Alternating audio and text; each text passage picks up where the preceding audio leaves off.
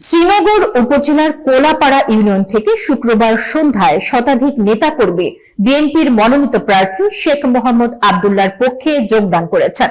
অনুষ্ঠানটি অনুষ্ঠিত হয় উপজেলা বিএনপির কার্যালয়ে, যেখানে যোগদানকারীরা ফুল দিয়ে আব্দুল্লাহকে স্বাগত জানান। স্টাফ রিপোর্টার শাফিন আহমেদের তথ্যচিত্রে বিস্তারিত।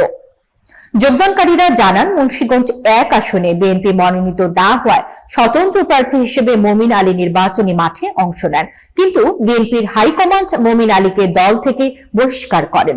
দীর্ঘদিন বিএনপির রাজনীতির সঙ্গে জড়িত এই নেতাকর্মীরা এবার ধানের শীষের জন্য মাঠে নামার সিদ্ধান্ত নেন।